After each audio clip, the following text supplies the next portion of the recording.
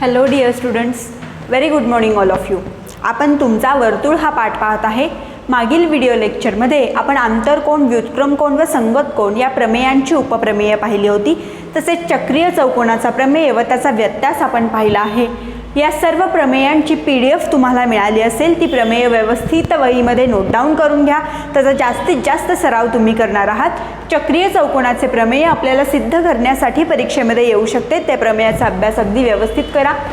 खरं तर सर्वच प्रमेय तुम्हाला अगदी व्यवस्थित समजून घ्यावी लागतील, कारण त्या प्रमेयावर आधारित सरावसंच असणार आहेत. त्यावर आधारित जरी प्रमेय तुम्हाला सिद्ध करायला नाही आली, इतर प्रमेय चक्रीय चौकोनाचे सोडून, तरी देखील त्या प्रमेयांवर आधारित उदाहरणे असणार आहेत. बघा, आज आपण सरावसंच 3.4 सोडवायला सुरुवात करतो आहोत. प्रश्न पहिला आहे, मी वाचते, लक्ष द्या.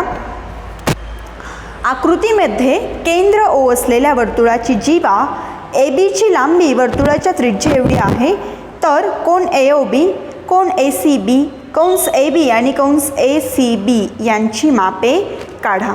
बघा, फळ्यावर मी आकृती काढली आहे. यामध्ये आपल्याला काय सांगितलं आहे की AB ची लांबी आहे, हा AB आहे. बघा, सॉरी, हा OB आहे. आपल्याला विचारलं आहे AB ची लांबी, म्हणजे जे ही आहे ही वर्तुळाच्या त्रिज्या एवढी आहे. वर्तुळाची त्रिज्या आपण OB किंवा OA म्हणूया. तर आपल्याला हे चार घटक, चार कोन आणि दोन कोन आणि दोन कंस आपल्याला काढायचे आहेत. सोपे उदाहरण आहे, लक्ष द्या, आपण सोडवूया. वर्तुळाचे केंद्र O आहे, ठीक आहे. AB काय आहे? वर्तुळाची जीवा आहे, बरोबर. AB काय आहे? जीवा आहे. आणि AB ची लांबी केवढी आहे? AB आहे जीवा, हिची लांबी वर्तुळाच्या हे आपल्याला सांगितलं आहे. बघा, केंद्र O असलेल्या वर्तुळात आपण केंद्र O असलेल्या आपल्याला जे दिलं आहे तेच आधी आपण लिहिणार आहोत. इथे आपल्याला ऑलरेडी सांगितलं आहे की वर्तुळाचे केंद्र काय आहे, तर O हे वर्तुळाचे केंद्र आहे. आता तुम्ही आकृतीमध्ये पाहू शकता, हे OB जे आहे आणि OA आहे हे दोनही समान आहे, बरोबर. हे OB आणि OA दोन्ही समान आहे. आणि का, तर तिथे असणारी AB ही त्याची जीवा आहे, बरोबर. आणि त्या दोन्ही काय आहेत, तर वर्तुळाच्या त्रिज्या आहेत. केंद्र O असलेल्या वर्तुळात OA बरोबर OB, ठीक आहे, असं आपण म्हणणार. कारण काय आहेत, त्या वर्तुळाच्या त्रिज्या आहेत, ठीक आहे. आणि वर्तुळाची त्रिज्या ही कुठेही असेल तरी ते काय असणार आहेत, तर त्या समानच असणार आहे. एकाच वर्तुळाच्या या दोन त्रिज्या आहेत. बघा, OB आणि OA हे दोन देखील समान आहे असं आपण म्हणतोय. ते बघा, आपण काय म्हणणार, व OA बरोबर OB बरोबर AB आहे. हे आपल्याला दिलं आहे. बघा, OA आणि OB समान आहे असं आपण म्हणतोय, कारण त्या एकाच वर्तुळाच्या त्रिज्या आहेत. आणि OA बरोबर OB बरोबर AB आपण म्हणतोय, कारण काय सांगितलं आहे, तर AB ची लांबी वर्तुळाच्या त्रिज्या एवढी आहे.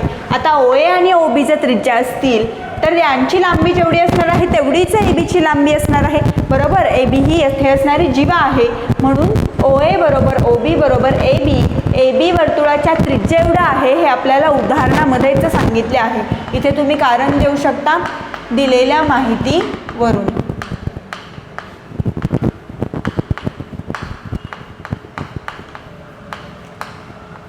पहा, जेव्हा केव्हा आपण उदाहरणांची उकल करतो तिथे स्टेप्सला मार्क्स असणार आहे. तुम्ही अर्धगणित जरी लिहिलं, 4 मार्क्सचं गणित असेल तरी त्या गणिताला जर अर्ध लिहिलेलं गणित बरोबर असेल तरी 2 मार्क्स मिळणार आहेत. तेव्हा गणिताच्या कोणत्याही स्टेप्स तुम्ही स्किप करणार नाही आहात. सर्व पायऱ्या गणिताच्या तुम्ही अगदी व्यवस्थित. स्पेशली जेव्हा आपण भूमिती शिकत असतो, भूमितीमध्ये आपल्याला प्रूफ्स असतात, सिद्धता करायची असतात, अशा प्रकारची उदाहरणे सोडवायची असतात, तेव्हा तुम्ही ती उदाहरणे अतिशय कटाक्षाने सोडवणार आहात. बघा, इथे आपण हे तीनही समान आहे असे. आता पुढे बघूया, OAB बघा OAB हा त्रिकोण इथे तयार झाला. आता त्रिकोण हा कसला त्रिकोण असेल तर समभुज त्रिकोण असणार आहे. का तर या त्रिकोणाच्या तीनही बाजू समान आहेत. तीन बाजू कोणत्या आहेत? OA, OB आणि AB. आपण काय म्हणतो? OA बरोबर OB बरोबर AB. मग त्रिकोण OAB हा समभुज त्रिकोण झाला. समभुज त्रिकोण म्हणजे काय तर ज्या त्रिकोणाच्या तीनही बाजू समान असतात त्या त्रिकोणाला समभुज त्रिकोण असं म्हटलं जातं. आपण इयत्ता 7वी 8वी मध्ये शिकलो आहे बरोबर. मग त्रिकोण AAB समभुज त्रिकोण, AOB समभुज त्रिकोण आहे. म्हणून कोण AOB बरोबर 60 अंश असणार आहे. का तर तो समभुज त्रिकोणाचा कोण आहे. समभुज त्रिकोणाचा कोण. बघा समभुज त्रिकोण आहे. त्रिकोणाच्या तीनही बाजू समान असणार आहेत. त्रिकोणाचे तीनही कोण देखील समान असणार आहेत. म्हणजे त्रिकोणाच्या तीनही कोणाच्या मापांची बेरीज किती असते तर 180 अंश. मग एका कोणाची मापाची बेरीज किती येईल 60 अंश. ठीक आहे. 60 गुणिले 3 180 म्हणजे प्रत्येक जो कोण असेल त्याचं माप 60 अंश असेल. म्हणून AOB हा समभुज त्रिकोण आहे. म्हणून कोण AOB बरोबर अंश कारण कोण आहे. पुढे बघा आपण आता AOB बरोबर कंस AB चे माप बरोबर. कंस AB जेवढा आहे तेवढाच AOB कोण असणार आहे. ठीक आहे. हे कशावरून लिहिले तर कंसाच्या मापाच्या व्याख्येवरून.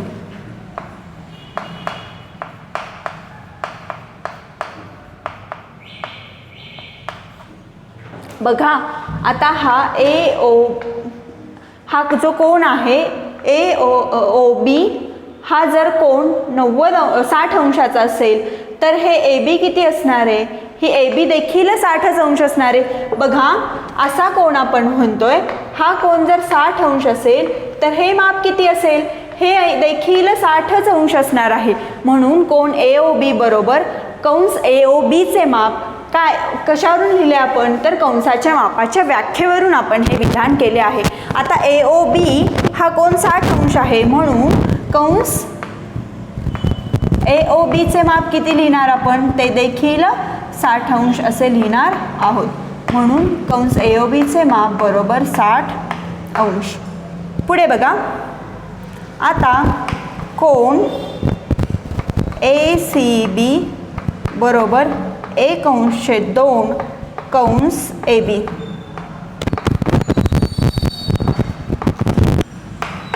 बघा कंस ACB ठीक आहे. जो हा कंस असणार आहे कंस ACB ठीक आहे. हा जो पूर्ण कंस असणार आहे हा निम्मा असणार आहे ABच्या. हे कशावरून लिहिले आपण तर आंतरलिखित कोनाचे प्रमेय. हे प्रमेय आपण पाहिलं आहे. या प्रमेयावरून आपण हे विधान लिहिलं आहे. बघा तुम्हाला सगळे प्रमेय माहिती असणं किती गरजेचं आहे. त्याशिवाय तुम्ही उदाहरण सोडवूच शकत नाही. ACB आपल्याला काढायचं आहे आता. ठीक आहे. बघा आपण कोण AOB काढला किती आहे ते आपण नंतर लिहूया. बघा आता आपल्याला ACB काढायचा आहे तर तो किती असणार आहे 1/2 कंस ABच्या मापा एवढा. ठीक आहे. हा AB हा कंस आहे याच्या हा निम्मा असणार आहे. मग आता कंस AB चे माप आपल्याला माहिती आहे 1/2 गुणिले 60 अंश बरोबर. किती असणार आहे 1/2 गुणिले 60 अंश. मग किती येईल तर 30 अंश येणार आहे बरोबर. ACB किती येईल 30 अंश येणार आहे. मग बघा आता पुढे आपण सोडवणार आहोत. कंस ACB बरोबर 360 अंश वजा कंस AB चे माप. 360 अंश वजा कंस AB किती आहे तर 60 अंश. 360 अंश वजा 60 अंश उत्तर येईल 300 अंश. मग कंस ACB किती आला तर 300 अंश इतका आला. इतकंसंच गणित आहे, खूप सोपं आहे. आता हे गणित सोडवण्यासाठी वर्तुळाची त्रिज्या म्हणजे काय, वर्तुळाची जीवा म्हणजे काय, ठीक आहे, त्यानंतर समभुज त्रिकोण म्हणजे काय, कंसाच्या मापाची व्याख्या, अंतर्लिखित प्रमेय, इतके घटक माहिती असणं गरजेचं होतं. म्हणजे अभ्यास किती डेप्थमध्ये करायला हवा हे तुम्हाला समजायला हवं. बघा, AOB आपल्याला काढायचा होता, किती आहे, इथे काढला आहे 60 अंश. त्यानंतर कोण ACB आपल्याला काढायचा होता. बघा, ACB किती आला, तर कोण ACB बरोबर 30 अंश. कंस AB आपण काय म्हणतोय, कोण AB जेवढा आहे तेवढाच कंस AB असेल, ठीक आहे. मग तो किती असेल, तर तो देखील 60 अंश असेल. आणि कंस ACB आपण काढला आहे, किती आहे, तर 300 अंश. ठीक आहे, आपल्याला हे 4 काढायचे होते. ठीक आहे, चारही प्रश्नांची उकल आपल्याला ह्या एका उदाहरणामध्ये मिळाली. लक्षात घ्या आपण कशा पद्धतीनं केलं आहे. आपल्याला एक गणित सोडवण्यासाठी इतक्या सगळे जे कॉन्सेप्ट्स आहेत हे क्लिअर हवे होते. त्यामुळे जे आपण शिकतो आहे त्यात अगदी व्याख्येपासून ते प्रमेयाच्या सिद्धतेपर्यंत व्यवस्थित अभ्यास करा, काही अवघड नाही. प्रश्न व्यवस्थित लिहून घ्या. पहिला प्रश्न आहे, पुढील प्रश्नाकडे वळूया.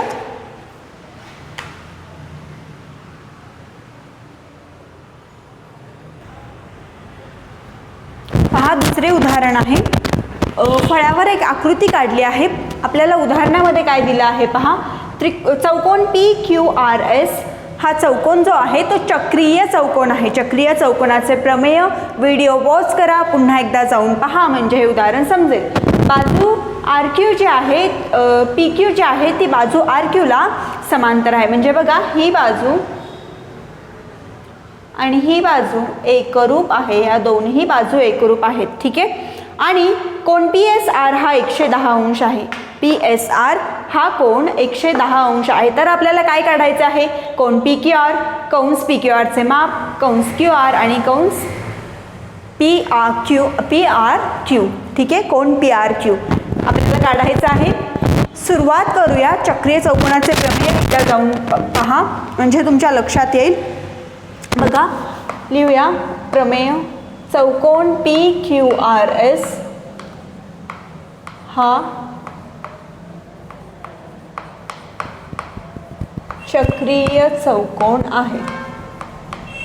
आता जर तो चक्रीय चौकोन आहे तर चक्रीय चौकोनाचे सम्मुख कोण जे असणार आहेत, सम्मुख म्हणजे समोरासमोरील, कोण Sच्या समोरील कोण कोणता, तर कोण Q. कोण S आणि कोण Q या दोनही कोणांच्या मापांची बेरीज ही 180 अंश असणार आहे. म्हणून आपण लिहूया की कोण PSR अधिक कोण PQR बरोबर 180 अंश. इथे तुम्ही काय लिहिणार, तर चक्रीय चौकोनाचे सम्मुख कोण. तुम्हाला माहिती काही गरज नाही. कोण PSR आपल्याला ऑलरेडी दिला आहे, किती आहे, हा कोण 110 अंश आहे. 110 अंश अधिक कोण PQR बरोबर 180 अंश. आता आपल्याला कोण PQRचं माप काढायचं आहे. PQR बरोबर 180 अंश वजा 110 अंश, म्हणून कोण PQR बरोबर 70 अंश. ठीक आहे, 180 तर 70 अंश उरतील. लक्षात आलं आपण कसं लिहिलं.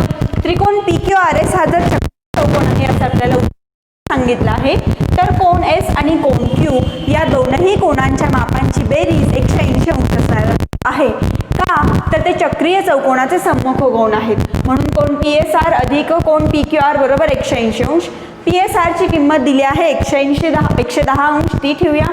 PQR ची किंमत हवी आहे 110, इकडे गेल्यावर वजा होतील 180 अंश वजा 110 अंश. कोण PQR बरोबर 70 अंश.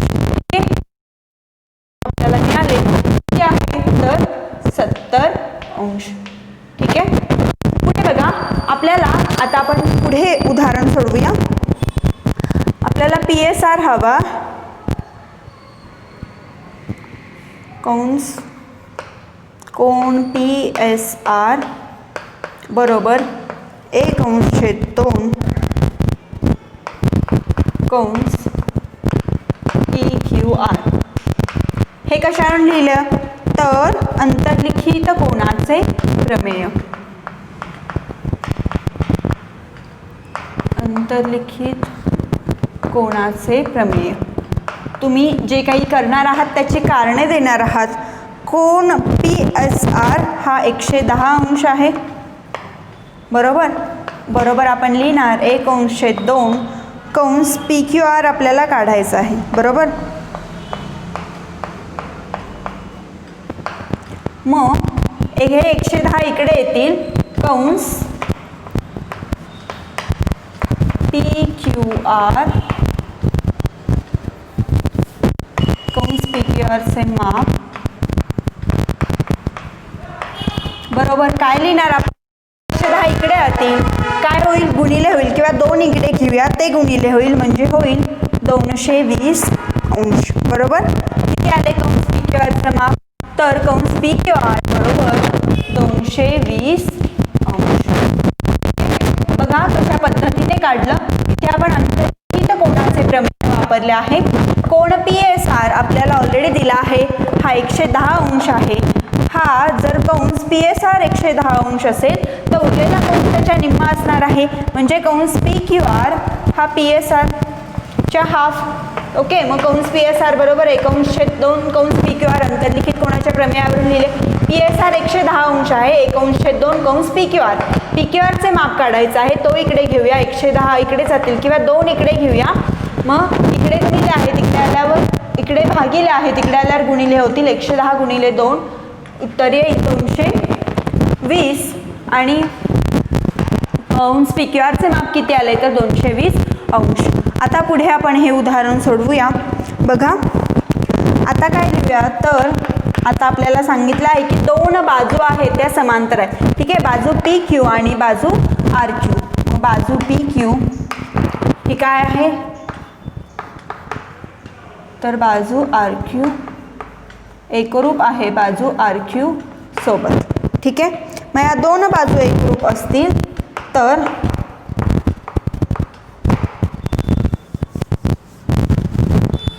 आपण काय लिहिणार तर कंस PQ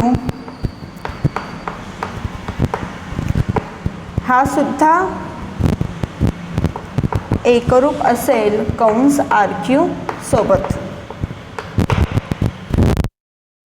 तर एकाच वर्तुळाच्या संगत जीवांचे कंस हे एकरूप असतात. तुम्ही कारण लिहिणार आहात. एकाच वर्तुळाच्या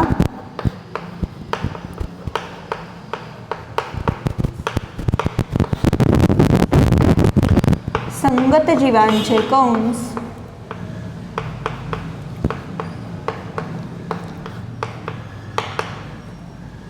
एकरूप असतात. ठीक आहे. म्हणून हे कंस एकरूप आहेत असे आपण लिहूया.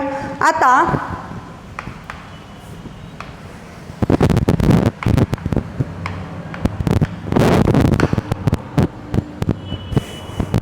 कंस PQ बरोबर इथे आपण लिहिणार कंस PQR अंश छेद 2. बरोबर. आता कंस PQचे माप आपल्याला हवे आहे. कंस PQR किती आहे तर 220 अंश छेद 2 म्हणून कंस PQ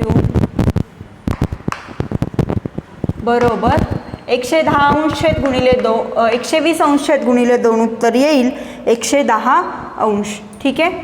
मग कंस PQचे माप आपल्याला मिळाले तर कंस QRचे माप किंवा PQ आहे तेवढंच QR असणार आहे. किती आलंय तर 110 अंश.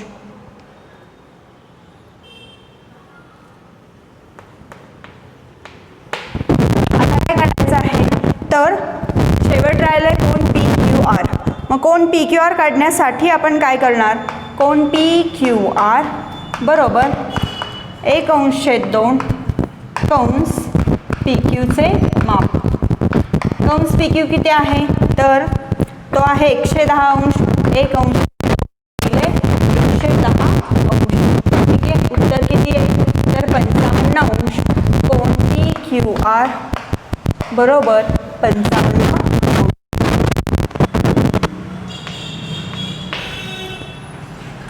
लिहून घ्या.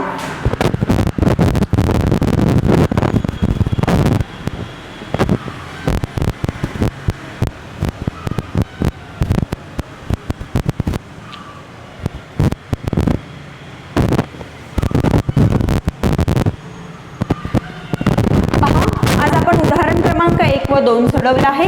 पुढील उदाहरणे आपण नेक्स्ट व्हिडिओ लेक्चरमध्ये पाहणार आहोत, पण त्याआधी सर्व प्रमेयांची